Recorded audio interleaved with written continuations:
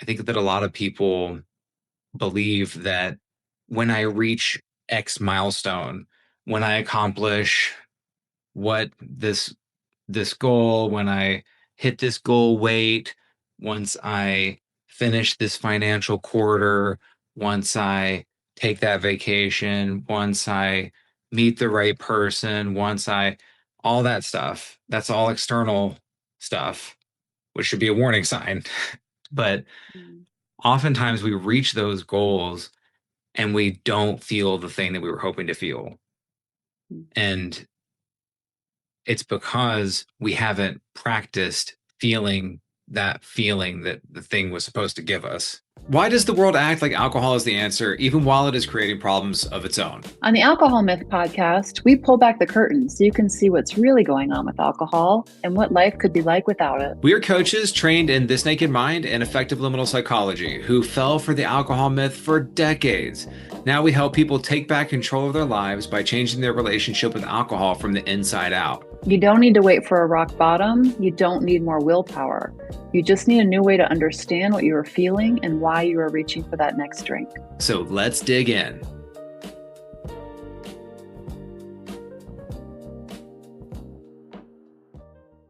Emotion, the affective part of affective liminal psychology. So it's something that both of us are very tuned into, but I can't say it was always that way for me.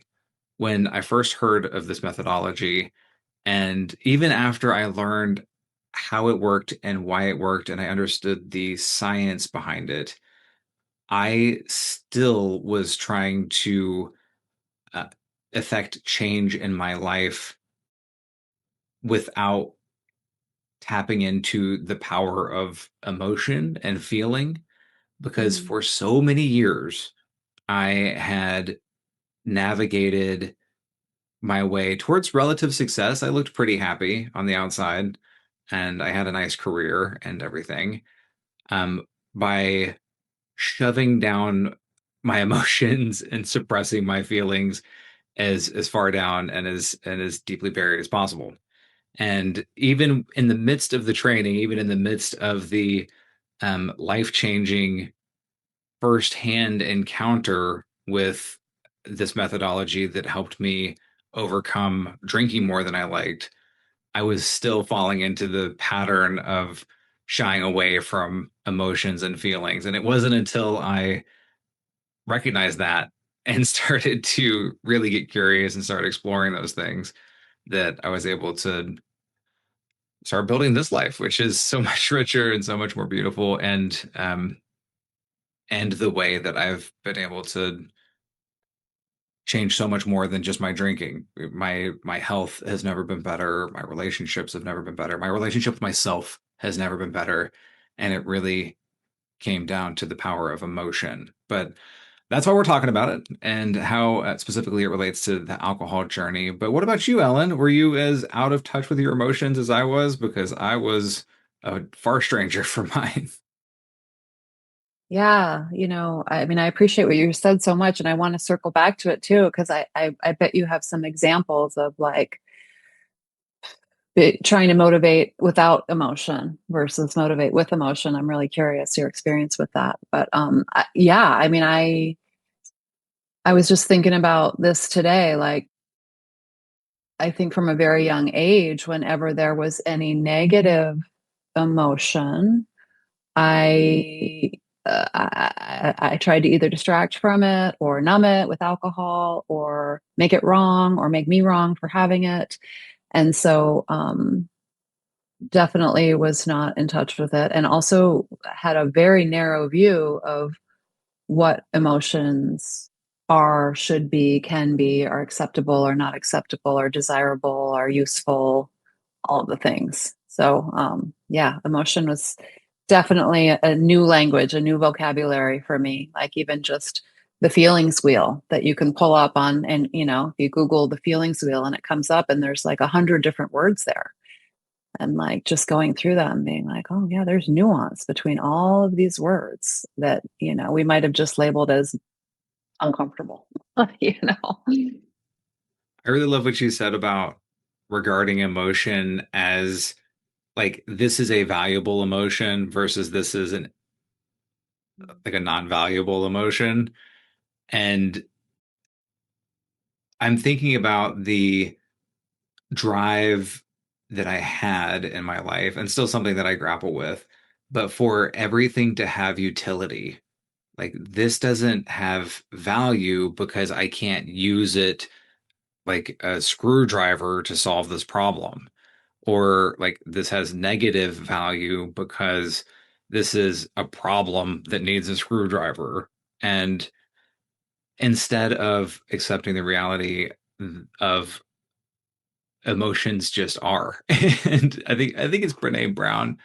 She might have been quoting somebody else, but she said that a lot of people or we think that we are thinking animals that sometimes feel, but in actuality we're feeling animals that sometimes think, and switching around the primacy of what uh, gets focused on or gets our attention or our esteem or what we would perceive as valuable was a big part in my emotional maturity. And I had told you that I was a very like enlightened, emotionally intelligent person. And I think honestly, in the grand scheme, probably was doing okay. But even that was still the kiddie pool, as it turns out, because I was so proficient in drowning and suppressing my emotions with copious amounts of alcohol. So, and Yeah. alcohol served its purpose in that. It had great utility. Mm-hmm. I mean, how many of us, when we're children, get the message that there are only a handful of emotions that are acceptable, right? I Mhm. mean, anger, frustration, uh, fear, sadness, boredom. These are things that are not rewarded by parents and teachers.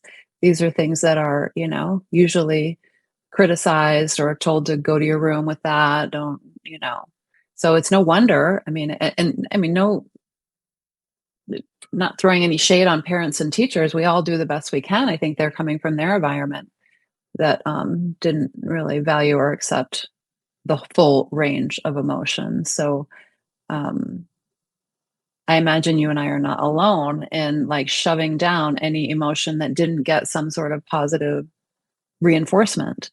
And to your point, have some utility. Like, let me use this emotion to drive me or to, I don't know, connect with someone or um, to feel good, But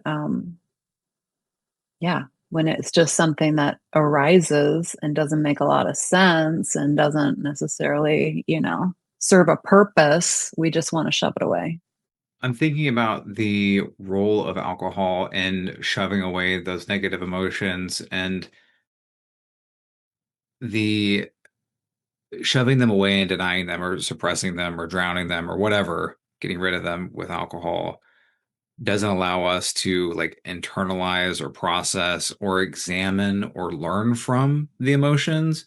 And that's something that I'm learning to really value is what can I learn from the emotion as a signal that I was just tuning out for the better part of 2 decades. All of this information that was coming at me about myself and about what I needed, and instead going for what was expedient, which was just to, I don't know, keep on moving and keep on drinking. Mhm. Yeah, I like that visual of a indicator light, there's some or like a flashing light and we don't want to see it. We don't know what to do with it. So yeah, as drinkers, we numb it, right? We learn that pretty early on that voice can be quieted um, without ever really examining what the voice is trying to tell us, right? Like our bodies are pretty amazing, and they're trying to send us signals all the time. I mean, we even drink over the signals of physical ailments, right? Like we have something going on, a pain in our hip, and it's like, oh, I'll just have a couple glasses of wine and that'll go away. I mean, all It's incredible the things that we can numb Hmm. when we choose to. That's one of the things I look back with compassion. I try to help my clients see it too. Is it's really easy to be frustrated or angry with alcohol or with ourselves when we're drinking alcohol because of all the things that we see that it took from us. But also in the moment, it was doing a great job. It was an effective tool to do the thing that we needed to do. So Mhm. it has a hip pain, like, and it takes the hip pain and it turns it from an 8 to a 3, right? Mhm. Or, oh, I'm feeling emotional discomfort, sadness, right? Oh, I can take that from an 8 to a 3, right? It doesn't remove it or anything, but as a tool, it was doing what we were asking of it to do. But obviously, we can find better tools than drinking ethanol to the point where it destroys our mental and physical health. Yeah, I think one of the more interesting parts of this journey for me has been realizing how narrow my emotional experience was and what Mm, I allowed it to be, and how much judgment I had towards it as well. Like, joy was good, sadness was bad, anxiety is bad, uh, relaxation is good. I not only did I like have a limited amount of emotions I even was aware of, but then I judged them, and in so judging tried to either escape or distract or numb or all the things, and to come to the realization that this human existence is all about like feeling through all the emotions, um, and that it actually makes it richer. Like, I think it's going to be better, richer, bolder when I'm feeling joy all the time. That's what I wanted. Joy, only joy. Joy was my mantra. It's like, it's you miss out on so much when you're so singularly focused on the so-called positive emotion. yeah, for sure. I'm thinking about the role of emotion and impacting our drinking. Like we've talked about how having an emotion that we're uncomfortable with can impact our drinking because we want to squelch or get rid of it. But what about flipping?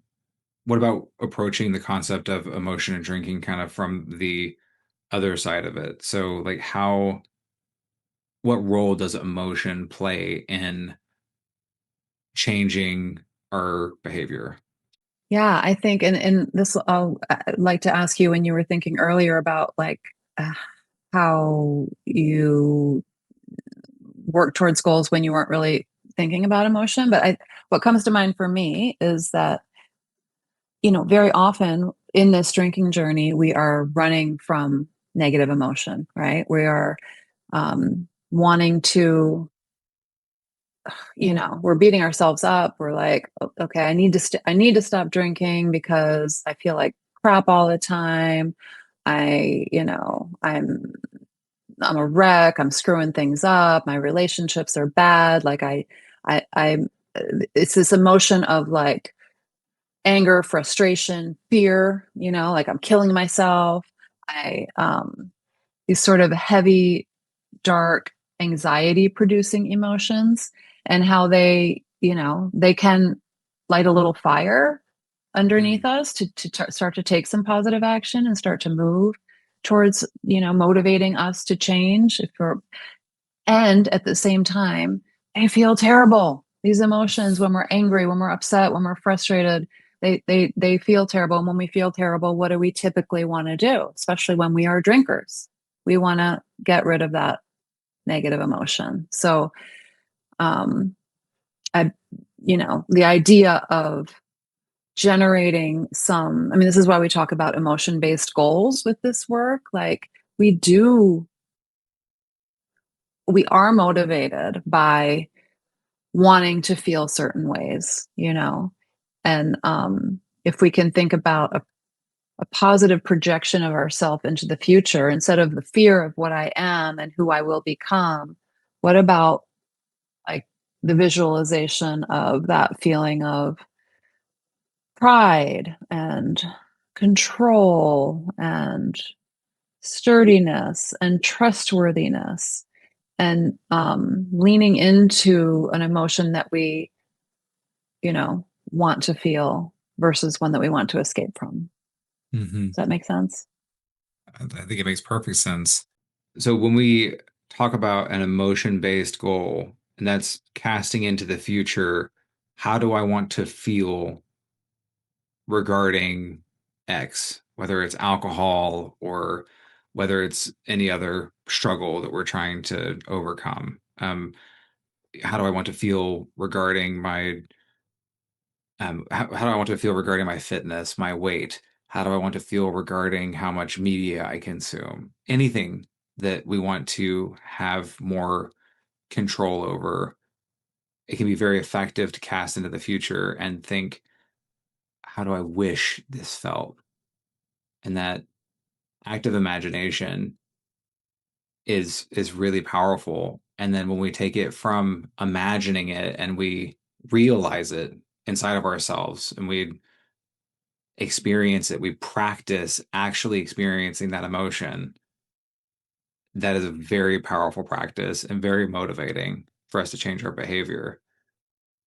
I think that a lot of people believe that when I reach X milestone, when I accomplish what this goal, when I hit this goal weight, once I finish this financial quarter, once I take that vacation, once I meet the right person, once I, all that stuff, that's all external stuff, which should be a warning sign. But Mm.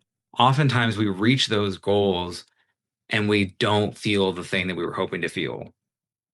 And it's because we haven't practiced feeling that the thing was supposed to give us. And so we get there and we have no capacity to feel it. I feel so joyous and happy and elated and light once I reach my goal weight. You hit that goal weight, you see that number on the scale, and you feel nothing because that's just a number on a scale.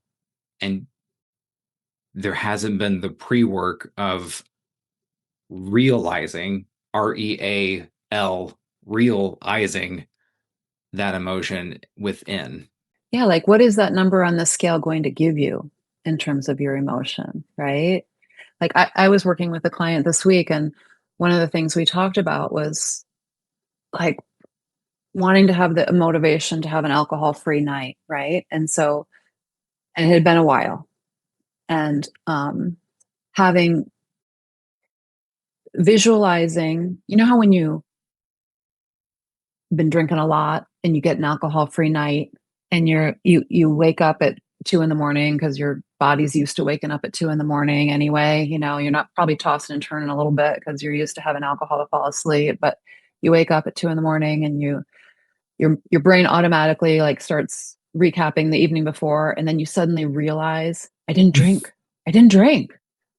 And then like this flood of relief and like, oh my God, I didn't drink. I made it. I did it. Like so proud, and like feel, I mean, I can viscerally feel how I would feel when that would happen. Like it was such a big deal because it was night after night after night of not having that feeling, right? Waking up in the middle of the night being like, oh my God, Ellen, you did it again. So to wake up in the middle of the night and be like, oh, did it. And to feel into that and to have that feeling be a motivator for getting through the day, and to have to, and we have to call these emotions up too. We have to like bring them into the surface so that we can feel like we can touch them, that they're attainable, that we can do it. If what we're doing is just wanting to avoid the feeling of waking up in the morning and being like, oh, that's terrible, that that's such a negative feeling in the body. It doesn't motivate in a way that is sustainable. It's just like you feel crappy and you're like, oh God, yeah, I'm going to do it again. It can work, like in pieces, but I think that feeling of like, oh, that's what I want, is to feel that relief. That is more sustainable. I think the avoiding the pain part of changing the behavior is especially difficult with alcohol because the thing that helps you feel less crappy when you're hungover from alcohol is more alcohol. Mm. And that's like the extra insidious thing about relying on negative emotion or avoiding pain when it comes to alcohol because the fix is like if you had another drink, you would objectively feel a little bit better because your body wouldn't be in total revolt. And and so I think that makes it that much more important to cultivate that positive emotion, that sense of empowerment, that sense of clear-headedness, that you mentioned trustworthiness, like not only with others, but for yourself, that sense of self-trust and self-pride as the kind of animating emotion for um, changing your relationship with alcohol. Yeah, it just makes that so much more important. Yeah, I love what you're pointing to there. It's so true, actually. Like you have to, it's like the delayed gratification. You have to be willing to delay the gratification of having the positive emotion because in the moment you're gonna you're gonna be in a craving and you're gonna want to escape the pain of the craving, right? But so we have to be able to capture the why are we doing this? Why is it worth it to withstand that period of discomfort to be able to get to that positive emotion on the other side. Yeah. I think we've talked a little bit about like that's why willpower can be tricky because willpower runs out if you're only using willpower. But Mhm. also willpower can help you navigate those kind of short-term cravings, those urges, and that willpower gets some of its fire from visualizing what life is going to be like when you feel back in control and visualizing those positive emotions that we've been talking about. Yeah, and even to go back to what we were saying earlier, like recognizing that that discomfort of that craving, that feeling is just another emotion. Like Mhm. we don't have to be afraid of it. We don't have to run from it, It's there, It's yes. It's it's a part of life. signal. It's a signal. It's a signal. Yeah. What is it a signal of? The signal of us getting separation from our last drink, Mhm. in the physical body, the signal of us being willing to, build a build some muscle around growth, Mhm. around change. Yeah. And growth is uncomfortable, right? I've got one of my post-it notes. I love my post-it notes, but one of my post-it notes on my monitor is discomfort is a prerequisite for growth. And that's my mantra, at the gym, and it has kind of spilled over Mm. into all the different areas of my life, and I've grown so much because of it, because there's been plenty of discomfort. I'm thinking about another thing related to emotion and how it can best drive behavior. And if somebody is cultivating within themselves the capacity to feel these positive emotions and using that as the energizing force that's driving them forward, and they start to see and experience changes in their lives, something that happens scientifically is the phenomena of fading effect bias, where we endure something terrible. And then on the other side of it, we have this psychological need, it seems like hardwired in to diminish the pain that we had gone through. I am, when I think about fading effect bias, I think about going to Bonnaroo. Bonnaroo is a huge musical festival in the Southeast. And I went to see all these wonderful artists and was so uncomfortable and so hot and so miserable for an entire weekend, 100-degree weather in a cow field. viscerally painful experience. But when I look back on that experience, that festival, I don't think about the the 98% of it that was absolutely painful and atrocious. I think about the 2% of it that was magical, seeing some of my favorite artists. How does fading effect bias show up in your life and your experience, Ellen? Hmm. I mean, there's the classic example of pregnancy, right? Giving birth. Right. But I'm even thinking about um I've been thinking about alcohol in a 24-hour cycle because one of the things that um to sort of combat this idea of fading effect bias that we forget how bad it is because it's easy to think, okay, I feel crappy right now. A way to get over this feeling of feeling crappy is to have a drink. So we have a drink and then we feel good for, an hour. And then it's the next 23 hours that we suffer for that hour. And I'm not answering your question with how it's shown up in my life, but that is something that I used to counteract it because I think most of us experience it when we're starting to feel a little bit better Hmm. and things are maybe we don't have um, the daily negative impacts of alcohol. It's very easy to be like, oh, it wasn't all that bad. Like it was. I'm making a big deal about this thing, right? It wasn't as bad as all that. And then, um, it doesn't take too long remembering, just how much that little bit of pleasure turned into 23 hours of pain. And yeah, that's the first thing that came up with me when you said that. I'm not sure that's what you were asking, but it just has been on my mind lately because I was just um with a friend over this past week that was drinking a lot and I got to experience that little bit of high that you could see that they were going for and then the the other part of the day that was either totally numbed out, wrecked and tired in the morning or anxious in the afternoon waiting for the next drink. And Mm.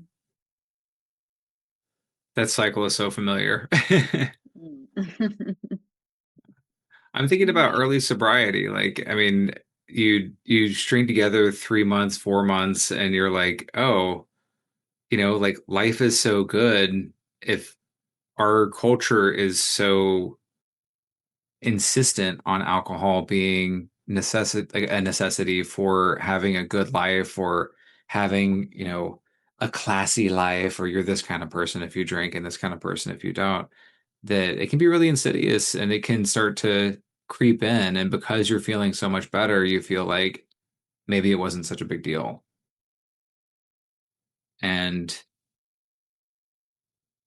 I'm somebody who like had 2 years under my belt and then fell prey to fading effect bias.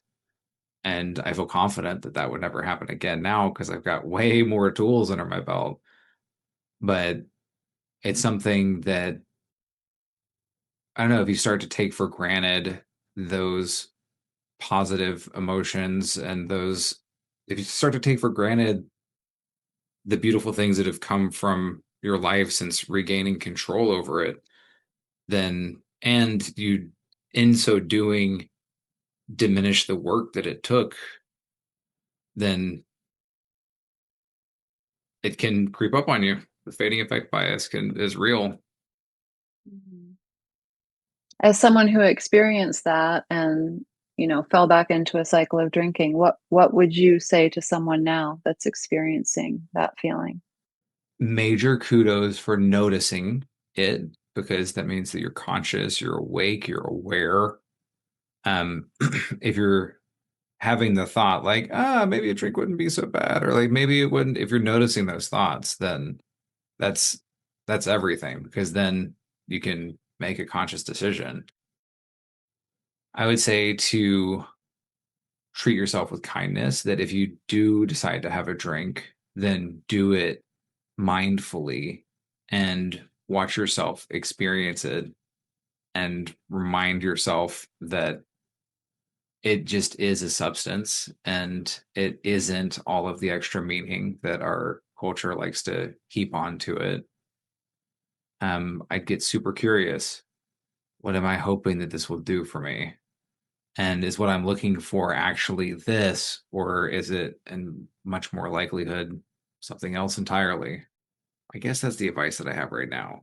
But what did happen though with my instance, it was life having gotten so much better, and then it was a sudden and catastrophic loss of my dad.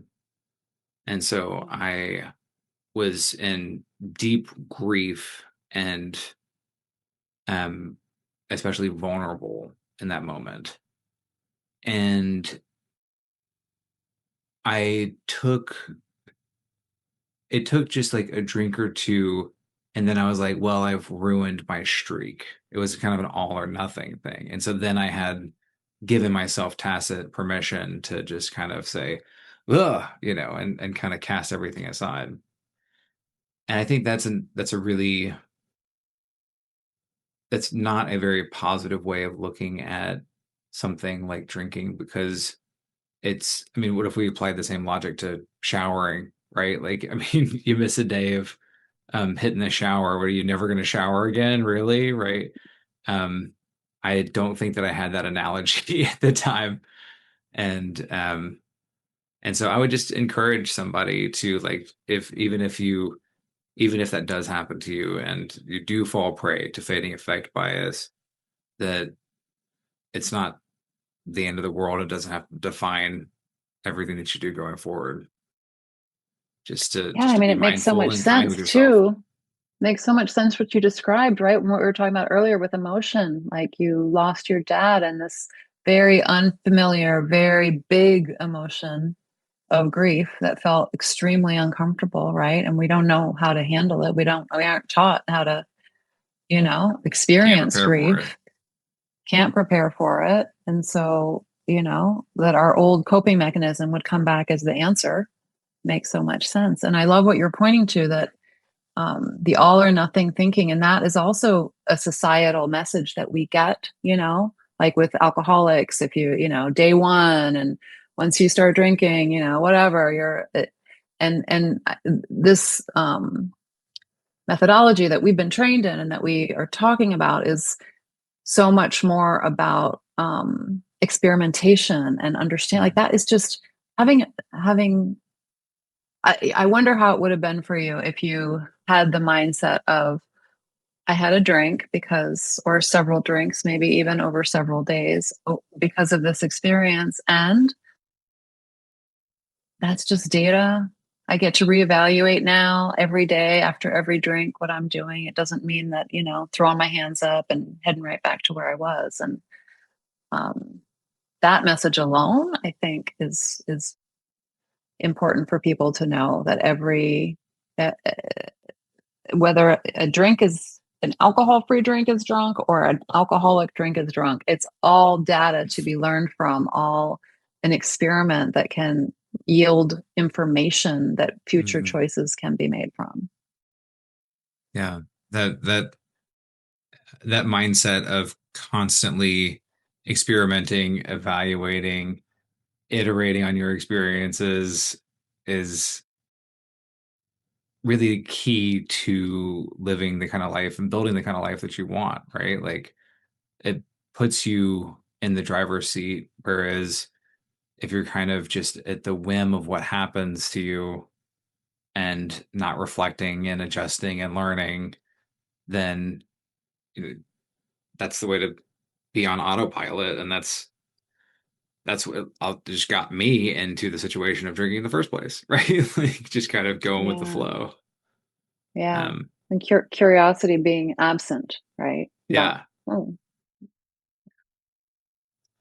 So Ellen, if somebody wanted to use the power of emotion to change their life for the better, what are some practical ways that they could start to use some of what we talked about in their own life? I think it's really important to have an emotion-based goal. And we talked about that a little bit. What that means is not, the goal is not, I want to have the behavior-based goal, which is I want to have 15 days alcohol free. I want to have 30 days alcohol free. I want to have 100 days alcohol free. The goal um, is centered around how do I want to feel in my body, in my heart, in my mind, in relation to alcohol, and really getting clear on that. Like, and how do you feel now? How do you feel now? And how do you want to feel? Because it's going to be different for everyone. Some people, you ask that question and they'll say, I want to feel at peace. I want to feel free. I want to feel proud. Like what is the feeling that is going to drive your motivation when you're presented with that drink? And I think really getting in touch with that and visualizing it and feeling it, because our body also doesn't know when things are real and when we imagine them. Our body responds the same. If you create a story in your mind with your eyes closed, your body doesn't, it physically responds as if it were happening. So get in touch with what feeling you want to have, visualize it, and have that be sort of your North Star of where you're going. And when someone offers you a drink, if your emotion based goal is, I want to feel peace, like, is this drink going to bring me peace? Is it going to bring me closer to my goal? Is it going to take me farther away from my goal? The only thing that I would add to what you so beautifully said is to encourage anyone listening to set aside some specific time, some protected time to feel into the feelings that you're trying to cultivate, you're trying to set as your goal. If we are unaccustomed to feeling those things, and if we're unaccustomed to exploring our feelings, it can feel very uncomfortable and nerve-wracking and weird. But with a little bit of intentionality, it can become a very fruitful practice. Even laying in bed before you go to sleep, it's quiet, it's dark, you're with your own mind. That is a great opportunity to start getting curious about what would it feel like to feel in control and at peace when it comes to my drinking? What would that even feel like? And you can just do that practice in your head for the 5 minutes before you fall asleep. And in that way, you will bring more of that into your lived experience. Love that. That's awesome. And in the morning, maybe being like, okay, how do I want to feel when I go to bed tonight? Mm. And just set some intention for, and check in midday. Okay, how do I want to feel? Because these are the kinds of things our brain is not used to doing them. So we have to activate it. We have to instigate it to get those feelings conjured up. Yeah, absolutely. Wonderful. Well, Ellen and I hope that you found this podcast to be very helpful. We would love for you to let us know if it resonated with you and if you liked it, to go ahead and follow us on wherever you're listening. And if this episode made you think of anyone, please feel free to share it with them, because we are recording these out of a sincere desire to be of service to people. So you will help us do that by sharing the episode. Thanks for listening to the Alcohol Myth Podcast.